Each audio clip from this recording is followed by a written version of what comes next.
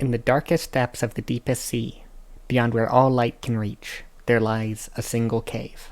In this cave, far under the waves, beyond where the sun has ever seen, there lies a man. A man waiting forever, waiting to forget the face of his beloved, the only thing that he can remember. So in the main video I mentioned briefly at the beginning that I'd be doing a video talking about Letitia's quest, and this is that. Letitia is a super interesting character, even just looking at her character design. She feels plucked straight out of a completely different game, and obviously people are gonna want to chase after her. Her entire quest isn't really crucial to the main story, but provides some fun world building. To do Letitia's quest, you have to find her in several different locations throughout the game, where, at these locations, she'll give you a brief monologue. These locations are never in order, and feel like you have to jump around the entire map to find them. Luckily, her flag is always there to guide you, but if you don't know what you're looking for, chances are you won't find it.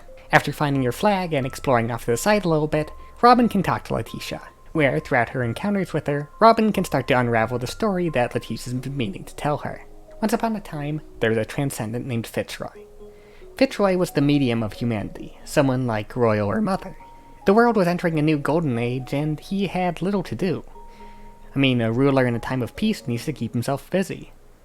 And of course Fitzroy kept himself busy with love. He fell in love with a woman. However, this woman was only human. Being a near-immortal transcendent, he of course outlived her, and was stricken with grief. After she died, he fell into a state of disrepair. He started to focus exclusively on his work, and not maintain any human contact.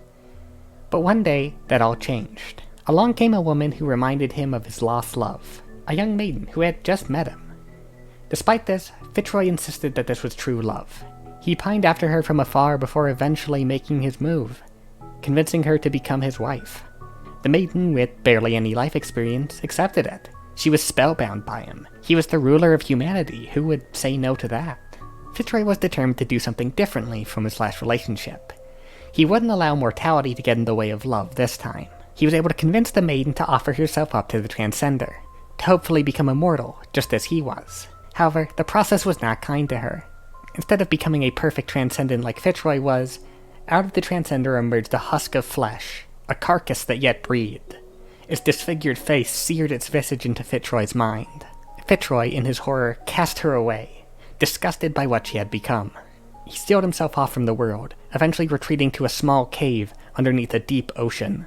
There, it said that he still waits, in a pool of ivory, only able to remember the visage of his lover's face, before it was hideously disfigured, and he hopes that one day his lover will return to him, perfect and pure.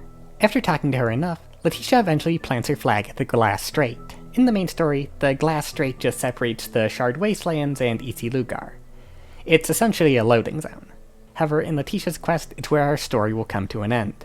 Diving deep into the waters of the Glass Strait, we eventually come upon a cave, the same one from the story. Going deep inside, Robin comes across Fitzroy, still alive after all these years. It seems that Letitia's stories were true after all, and the mad Fitzroy starts to attack Robin. Now, Fitzroy is an interesting fight. His first phase is a complete joke. He stumbles towards you completely harmlessly. However, once he reaches his second phase, the real fight begins.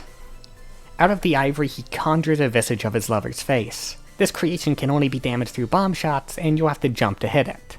He'll also start attacking you, either summoning a hand from the ivory, or shooting some rocks at you.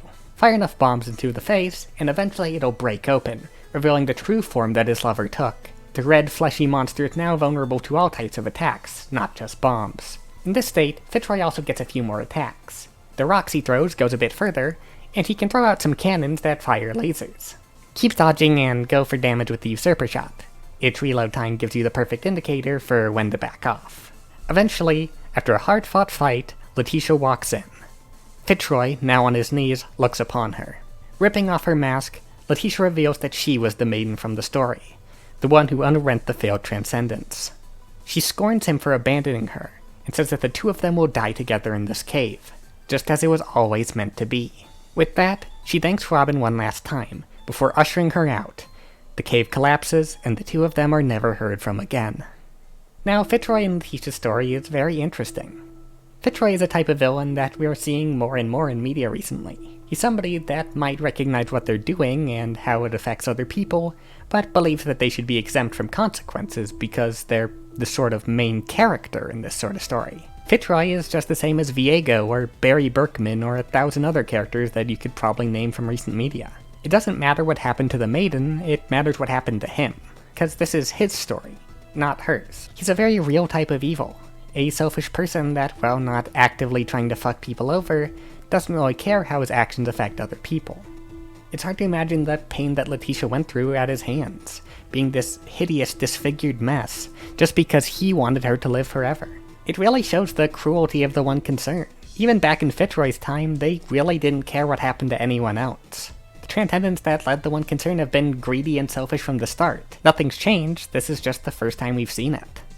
Overall, Fitzroy's story, while not crucial to the main game, is a fun piece of world building. While reaching it is an absolute fucking nightmare, it gives us some more insight into the way the one concern has always been. Overall, it's a good addition, even if most players probably won't ever see it.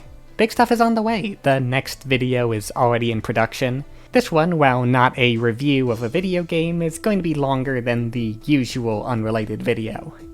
I am super excited for it, and I'm sure you'll love it too.